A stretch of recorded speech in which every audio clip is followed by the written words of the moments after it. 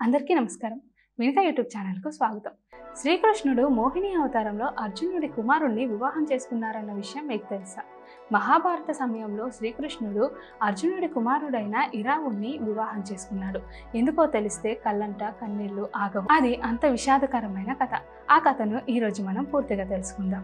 మహావిష్ణువు మోహిని అవతారం ఎత్తి అమృతాన్ని సంపాదించిన విషయం అందరికీ తెలిసే ఉంటుంది. అలానే భస్మాసురుణ్ణి అంతం చేసిన కథ కూడా చాలా మందికి తెలిసే ఉంటుంది. కానీ శ్రీకృష్ణుడు మోహిని అవతారం ఎత్తి వివాహం చేసుకున్న కథ బహుశా చాలా కొద్ది మందికే తెలిసుంటుంది. మహాభారత యుద్ధంలో చాలా మంది వీరులు మరణించారు. కౌరవుల కుట్రపూర్తి యుద్ధంలో పాండవుల సైన్యం పతనం కావడం మొదలైంది. ఈ సందర్భంలో ఓ వీరుడు చేసిన త్యాగం శ్రీకృష్ణుడిని కంటతడి పట్టించిందని కొన్ని కథలు చెబుతున్నాయి. పాండవులకు మహాభారత యుద్ధంలో విజయం చేకూరాలంటే చాముండికి ఒక గొప్ప యోధుడిని బలి ఇవ్వాలని చెబుతారు. ఈ సందర్భంలో చాముండికి ఎవరిని బలి ఇవ్వాలో పాండవులు తేల్చుకోలేకపోతారు. కానీ అర్జునుడికి ఉలూపికి కుమారుడు అయిన ఇరావణుడు తనకు తాను బలికి సిద్ధపడతాడు. ఉలూపి నాగరాజు కౌరవ్య కుమార్తె. అర్జునుడి నలుగురు భార్యల్లో ఈమె రెండవది. అర్జునుడు ఇంద్రప్రస్థానంలో బహిష్కరణకు గురై భూప్రదక్షిణకు వెళ్లినప్పుడు గంగా తీరాన జరిగిన కొన్ని సంఘటనల కారణంగా ఉలూపిని వివాహం చేసుకుంటాడు. వారిద్దరి కుమారుడు ఇరావణుడు. ఇరావణుడు పాండవుల విజయం కోసం తనకు తాను చాముండికి బలి కావడానికి సిద్ధమయ్యాడని పురాణ కథలు చెబుతున్నాయి.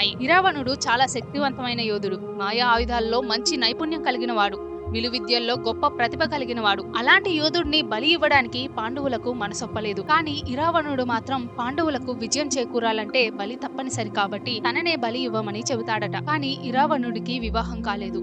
బ్రహ్మచారిగా మరణించడం ఇష్టం లేదని, తనకు వివాహం చేసుకోవాలనుందనే చివరి కోరికను వెలిబుచ్చుతాడు. అయితే మరణిస్తాడని తెలిసి కూడా తమ కుమార్తెలను ఇరావణుడికి ఇచ్చి వివాహం చేయడానికి ఏ రాజు సిద్ధం కాడు. దీంతో పాండవులలో విచారం నెలకొంటుంది.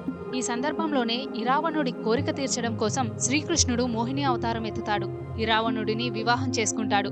వీరిద్దరి వివాహం జరిగిన మరుసటి రోజు ఇరావణుడు చాముండీదేవికి బలి ఇవ్వబడ్డాడని పురాణ కథలు చెబుతున్నాయి. ఇరావణుడు మరణించిన తరువాత మోహిని రూపంలో ఉన్న శ్రీకృష్ణుడు వితంతువులా మారాడని, వితంతువు రూపంలోనే భర్త కోసం విలపించాడని కూడా కథలు ఉన్నాయి. ఇప్పటికీ కిన్నర్ సమాజంలో ఇరావణుడిని పూజిస్తారట. ఇరావణుడి విగ్రహంతో వివాహం జరిగిన మరుసటి రోజు వితంతువు రూపంలో విలపిస్తారట. ఇది అక్కడ ఆచారంగా వస్తుందట. తమిళనాడులోని వేలుపురంలో ఉన్న ఈ నపుంసక వర్గానికి చెందిన ప్రజలు ఇప్పటికీ ఈ ఆచారాన్ని పాటిస్తున్నారట.